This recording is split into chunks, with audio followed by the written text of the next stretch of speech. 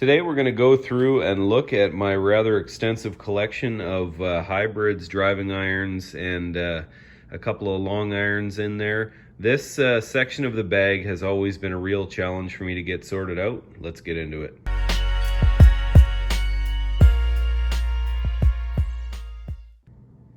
Alright, well, I'm starting to go through the mountain of golf clubs that I've had sitting around for the last few years. I have bought and sold so many clubs. Really always had a hard time trying to get dialed in on what exactly was going to work for me on the course. I'm just going to go through these now. First up here, I have got a Mizuno JPX 900 4 hybrid. This has a stock Fujikura shaft. I bought that because the one right next to it is the same one but a 3, and that one actually, the shaft broke on me, so I had a different one put in. This is a Matrix Altus, I believe. I'm actually selling the 3 hybrid today, so I figured I better make this video before it's gone. But that one, I had played with it pretty well. I had some highlights, there were some good shots and stuff like that, but it just something about hybrids, I don't know, I just find the misses so bad. It's so easy to just have the ball kind of balloon up and stuff. And I did like these for a while. Like I said, I've gone through just numerous hybrids, and these ones held out for a while. I took them both to the range yesterday, and you know, just hated the ball flight and just decided, you know what, the heck with it, I'm just done with them, and I listed them for sale. The next one is a really odd unit. This is a Ping G crossover, it's called.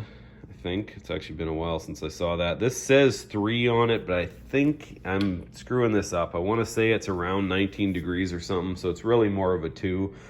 Big hollow head on it. This one out of all of these is the one that I've definitely played the most. I also broke a shaft on that. Ping replaced it for me, and I decided afterwards to go ahead and try this out. This is a Patterson Kinetic X. This is a Kevlar shaft. Now this club has been such a beast off the tee. I've had some just monster drives. That at one time was probably my most reliable club. As time has gone on though, and my swing and grip and things like that have you know, been adjusted around, this one has been a little bit off and on. On a good hit, the thing just goes for miles. I have actually never really liked it off the deck that much though. This is one that has been really good off the tee, but not the greatest all-around club. Overall though, I do like it and I will keep it. Next up is the one that I've definitely played the least. This is a Ping G15 20 degree. This one has an extra stiff shaft. It is a Serrano. I like this one in theory. Played a little bit. It's actually got a really long shaft on it, but played it a bit. Thought it was okay. This one I'm probably going to sell as well. And that kind of takes care of the mostly hybrid type looking clubs in this stack here. And now we're going to start getting into the other ones that I actually play, and for whatever reason get along with way better. The next club here is my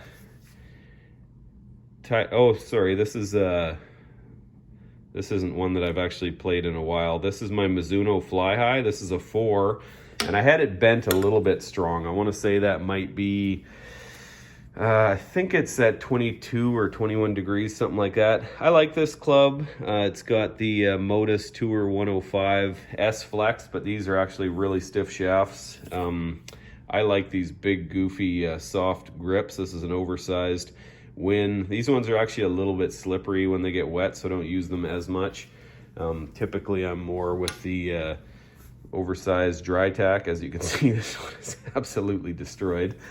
Anyways though, the Fly High, definitely a nice club. When you catch it clean, it is a beauty.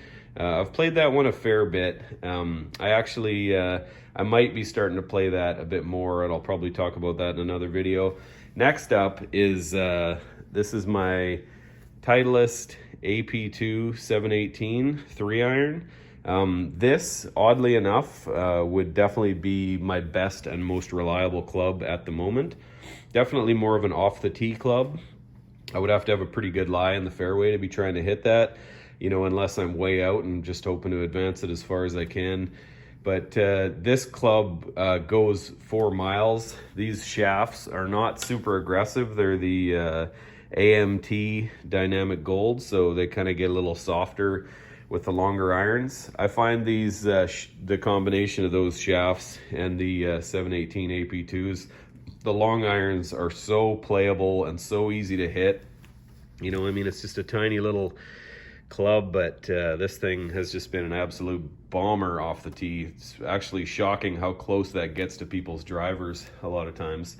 And next up, we're going to go to a club that at times has been absolutely amazing, and at other times I have a really bad miss with it.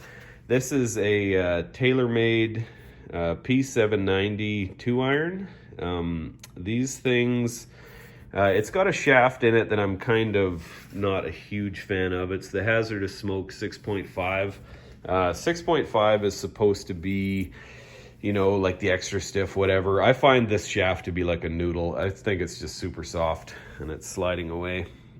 This club, though, let me tell you, when you catch one off the tee, because it's a lower ball flight, it's a 2-iron, I mean, it's not that uncommon for this to roll out to 260, 280 in good conditions. I mean, wet fairways, that's never going to happen, but it's actually shocking. And me, you know, I used to be a 4.2 handicap was the best I ever got, and now I'm probably like an 18. I've barely been playing for the last couple of years.